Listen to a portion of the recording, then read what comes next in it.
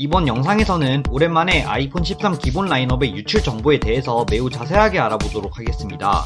첫 번째 유출 정보는 바로 디자인입니다. 이번 아이폰 13 기본 라인업은 전작처럼 각진 디자인으로 출시되고, 전작 아이폰 12 기본 라인업처럼 후면에는 유광 유리, 측면에는 무광 알루미늄 소재를 사용한다고 하지만 카메라의 배치가 대각선으로 변경되고 카메라 섬의 크기도 조금 더 커진다고 합니다.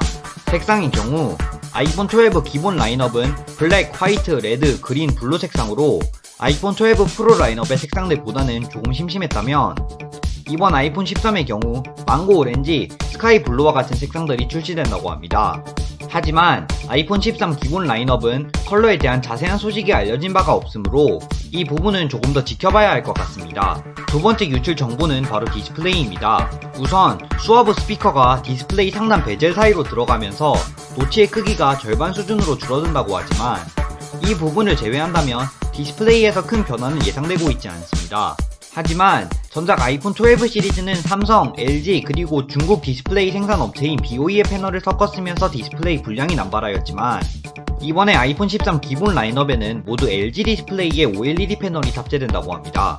그렇기 때문에 디스플레이 분량이 더 줄어들 것으로 예상되는 점은 마음에 들지만, 좀 아쉬운 점은 2021년에 출시되는 플래그십 스마트폰에 아직도 60Hz의 주사율을 가진 디스플레이가 탑재될 예정이라는 점입니다.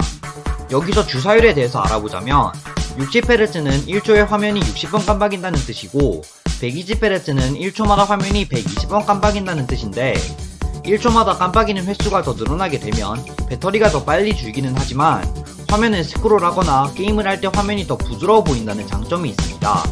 그런데 국내에 60만원 초반으로 출시될 것으로 예상되는 갤럭시 A52s도 이번에 120Hz가 탑재되었고, 아이폰 13과 직접적인 경쟁 상대가 될 것으로 예상되는 갤럭시 Z 플립 3도 120Hz 디스플레이가 탑재되었기 때문에 이 부분은 타사 제품 대비 분명한 비교 열의가 될 것 같습니다.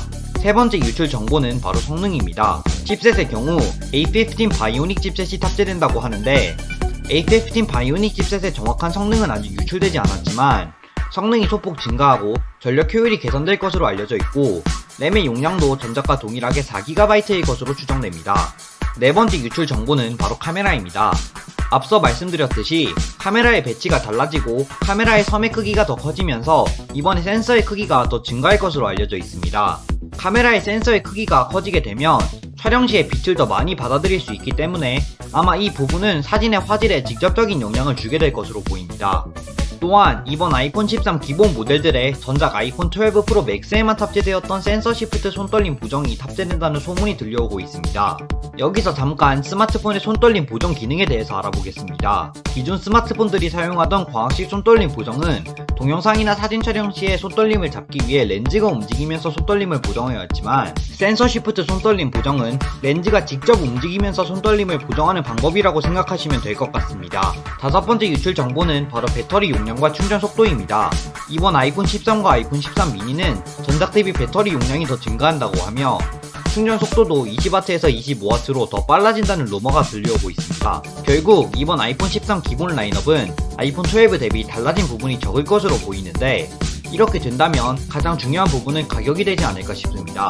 가격의 경우 미국에서는 $50 정도 가격이 내린다고 하는데, 이를 보아 국내에서는 기본 모델의 가격이 아이폰 11 때처럼 99만원부터 시작할 가능성도 있을 것 같습니다.